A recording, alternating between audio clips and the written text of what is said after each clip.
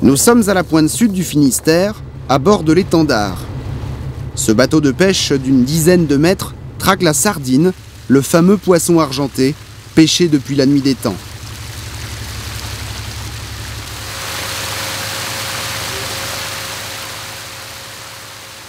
Les marins-pêcheurs utilisent une salabarde, sorte d'épuisette, nécessaire pour manipuler ce poisson fragile avec délicatesse.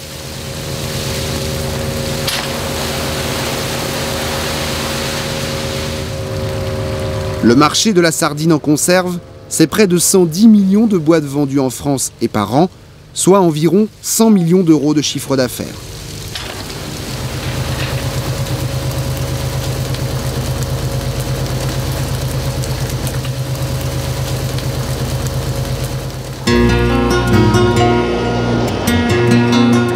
Au début du siècle, Douarnenez était le premier port sardinier de France. L'économie de la ville reposait entièrement sur cette pêche. 90% des sardines en conserve consommées dans le monde provenaient des 30 sardineries du port finistérien.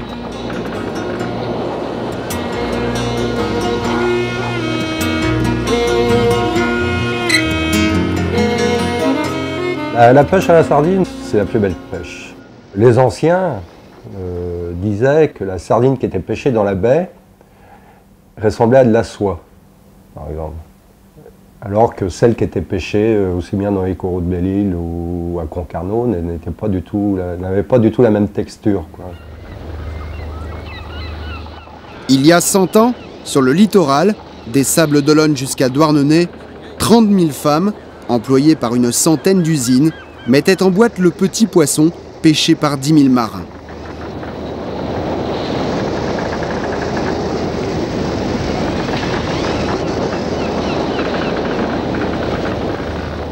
Il y a tout, quoi. Il y a la chasse, et après on voit les écailles qui à la lumière là, qui donnent des reflets et tout, c'est beau, hein.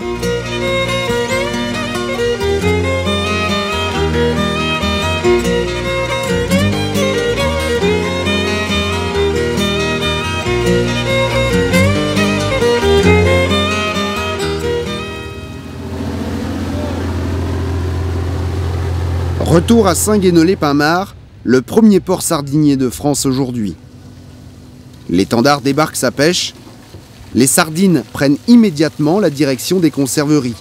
Parmi ces établissements, la sardinerie Connétable à Douarnenez, la plus vieille du monde, 150 ans de métier. Il faut se rappeler qu'au début du siècle, la sardine était un plat de luxe, c'était du grand luxe. Les gens qui n'avaient pas beaucoup d'argent achetaient de la sardine pressée. Alors, la sardine pressée, elle avait perdu tout son goût. C'était un produit bon marché, alors que la sardine en boîte était très chère. Alors elle était très chère parce que les boîtes étaient faites à la main. Chaque boîte était faite par un soudeur. Donc ça prenait du temps. Ensuite, il y avait toute la préparation. Donc c'était un produit qui était très cher. On disait qu'à la fin du siècle, c'était à peu près une journée de salaire d'un ouvrier pour avoir une boîte de sardines. Alors qu'aujourd'hui, c'est ridiculement bas par rapport au pouvoir d'achat.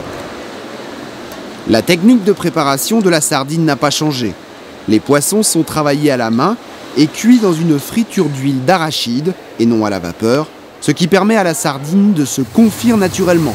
C'est ce qu'on appelle la conserverie traditionnelle ou à l'ancienne, principale différence entre les boîtes premier prix et le haut de gamme. En revanche, les boîtes ne sont plus fabriquées sur le site comme autrefois. Il y avait autant de gens à fabriquer des boîtes que des gens à mettre des sardines dans les boîtes. Donc aujourd'hui, on n'a plus que la partie, je dirais, emboîtage du poisson. C'est pour ça que les prix ont baissé en proportion par rapport à ces années-là.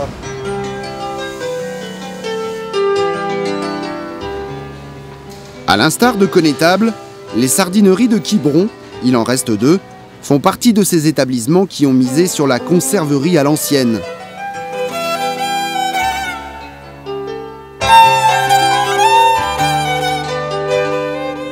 Chaque année, la Belle-Îloise reçoit dans ses locaux 50 000 touristes.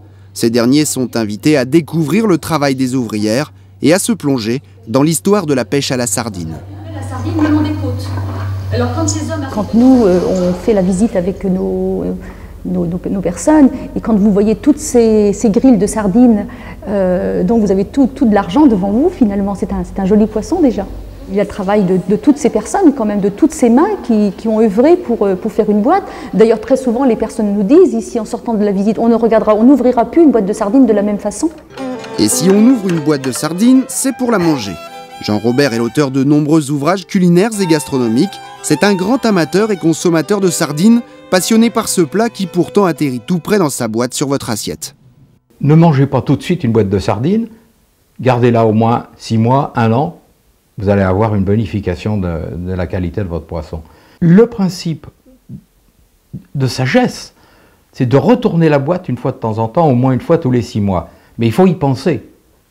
Alors, si bien qu'il y a toujours un petit peu d'eau qui reste dedans. Alors, l'eau va descendre, l'huile va monter, si bien qu'il va y avoir un espèce de confisage de la sardine.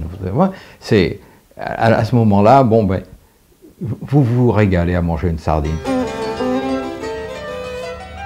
La Quiberonnaise est la plus ancienne conserverie de Quiberon.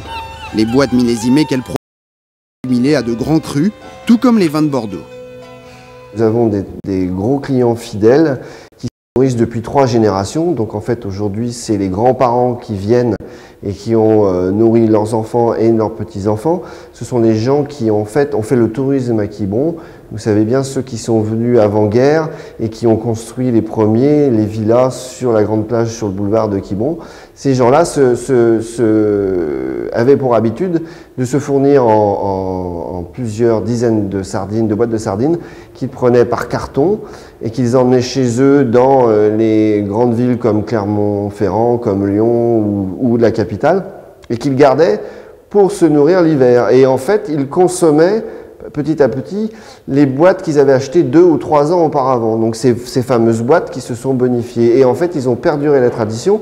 Et comme ils ont nourri leurs enfants avec ça, c'est pareil. Ils n'ont pas retrouvé la qualité ailleurs. Donc ils viennent chez nous, ils achètent les boîtes, ils les laissent vieillir. Par exemple, quelqu'un qui nous a acheté le millésime 2002 cette année, il va peut-être consommer le millésime de 97 ou de 96 qu'il a gardé chez lui depuis. Les amateurs de sardines en boîte sont aussi souvent des collectionneurs. Et qui dit collection, dit boutique Penn Sardines à Douarnenez. On peut y trouver des millésimes. Les prix de ces boîtes atteignent jusqu'à 10 €. L'année de fabrication ayant autant d'importance pour les collectionneurs que l'originalité du dessin de la boîte. Parce qu'on est dans une ville qui a la réputation de la sardine depuis le début du siècle, dans laquelle il reste encore la plus ancienne usine de sardines du monde, et que de plus en plus les clients recherchent des produits locaux à ramener en souvenir. Et les produits typiques de Douarnenez, c'est la sardine. Donc c'est la rareté de la boîte après qui fait le prix. On garde juste une dizaine à peu près comme ça pour les collectionneurs qui ont malheureusement pas pu acheter une année précise et qui veulent avoir un suivi dans leur collection, une par année. Donc on en garde quelques-unes et c'est ce qui fait leur prix, c'est la rareté. Les boîtes classiques sont marquées en général pour 5 ans. Et quant aux millésimés, que les gens sont censés garder pour vieillir et collectionner, même pour certains, elles sont marquées 8 ans ou 10 ans. La réputation du produit passe par une présentation très soignée. Un vrai travail d'artiste, loin d'être pris à la légère. Tous les ans, on doit sortir une nouvelle illustration pour les sardines millésimées. Alors c'est à chaque fois la quête d'un nouveau tableau, d'une nouvelle illustration. Alors on cherche un peintre régional et ensuite un tableau qui représente des scènes de pêche de Douarnenez. Donc c'est assez serré, donc des fois on a du mal à les trouver ces tableaux-là. Pierre Hénaf, historien, possède une collection de boîtes considérables dont il nous expose les fleurons les plus rares. Pathé Hénaf qui faisait du poisson, en Douarnenez 2000, la fête des mouettes en 2002, les sardines à l'huile, je crois que je ne sais pas où, elle est quelque part par là. J'ai fait des études sur la pêche à la sardine et je me suis rendu compte qu'il y avait, au début du siècle, 795 marques différentes. Donc ça veut dire 795 boîtes différentes de sardines et on en retrouve quasiment plus, à part dans quelques musées. Donc je me suis dit pourquoi j'essaierais pas de conserver quand même quelques-unes, quoi.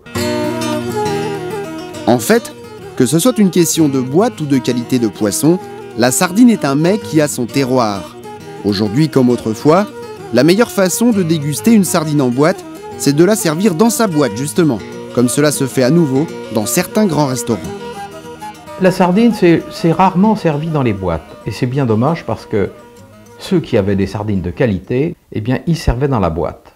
Et puis d'autres personnes ont vu, oui, ce restaurant-là, ils sortent même pas la sardine de la boîte. Alors qu'ils ne se rendaient pas compte que le fait de présenter une boîte présentait la qualité de la fabrication, c'était un plus. Et pour les gens qui avaient une certaine éducation gastronomique, qu'on leur donne une boîte de sardines avec les sardines dedans, ils se disaient « Oh oui, mais cette sardine-là vient de telle maison, cette maison-là a une réputation à défendre ».